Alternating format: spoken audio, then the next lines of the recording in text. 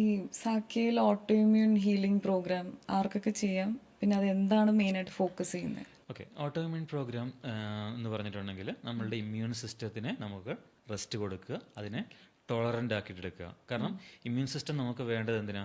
നമ്മളെ പ്രൊട്ടക്റ്റ് ചെയ്യാനായിട്ടാണ് വേണ്ടത്, ബാക്ടീരിയയിൽ നിന്നും വൈറസിൽ നിന്നൊക്കെ. അന്നേരം നമ്മൾ അതിനെ എന്താ പറയുക, റീസെറ്റ് ചെയ്യുക എന്നുള്ളതാണ്. അതായത് അത് അനാവശ്യമായിട്ട് ഇൻഫ്ലമേഷൻ പ്രൊഡ്യൂസ് ചെയ്യുന്ന സാഹചര്യങ്ങൾ ഒഴിവാക്കി അതിനെ റീസെറ്റ് ചെയ്യാനായിട്ട്, അല്ലെങ്കിൽ അതിനെ ബാലൻസ് ചെയ്യാനായിട്ട് ഹെൽപ്പ് ചെയ്യുകയാണ് നമ്മൾ ചെയ്യുന്നത്. നമ്മളിവിടെ നാച്ചുറോപ്പതിയിൽ ഇമ്മ്യൂൺ സിസ്റ്റത്തെ നമ്മൾ സപ്രസ് ചെയ്യുകയല്ല ചെയ്യുന്നത്, മോഡേൺ മെഡിസിനിൽ സപ്രസ് ചെയ്യുകയാണ് ചെയ്യുന്നത്. നമ്മളിതിനെ സപ്പോർട്ട് ചെയ്യുകയാണ് ചെയ്യുന്നത്. ഓക്കെ, ഇനി ആർക്കൊക്കെ ജോയിൻ ചെയ്യാമെന്ന് ചോദിച്ചിട്ടുണ്ടെങ്കിൽ ഓട്ടോ ഇമ്മ്യൂണിറ്റിയിലെ ഏത് സ്പെക്ട്രത്തിലുള്ള അല്ലെങ്കിൽ ഏത് ഓട്ടോമ്യൂൺ കണ്ടീഷനുള്ള ആൾക്കാർക്കും ജോയിൻ ചെയ്യാം. അന്നേരം നമുക്ക് അത് ഏർലി സ്റ്റേജസ് ഓഫ് ഡയഗ്നോസിസ് ആണെങ്കിൽ നമുക്ക് നല്ല രീതിയിൽ ഈസി ആയിട്ട് റെമിഷനിലേക്ക് കൊണ്ടുവരാം. റെമിഷൻ നമ്മൾ ക്യൂർ എന്നുള്ള വാക്ക് അവിടെ ഉപയോഗിക്കുന്നില്ല, കാരണം ഇതൊക്കെ ലൈഫ് സ്റ്റൈലുമായിട്ട് റിലേറ്റഡ് ആയിട്ടുള്ള കണ്ടീഷനാണ്. വീണ്ടും തിരിച്ച് മോശം ലൈഫ് സ്റ്റൈലിലേക്ക് പോയിട്ടുണ്ടെങ്കിൽ തിരിച്ചു വരാനുള്ള ചാൻസസ് ഉണ്ട്. ഓക്കെ, പക്ഷേ നല്ല ലൈഫ് സ്റ്റൈൽ മെയിൻറ്റെയിൻ ചെയ്ത് പോയിട്ടുണ്ടെങ്കിൽ അവർക്ക് ലോങ് ടേമിൽ ഹെൽത്തി ആയിട്ട് മുന്നോട്ട് പോകാനായിട്ട് സാധിക്കും.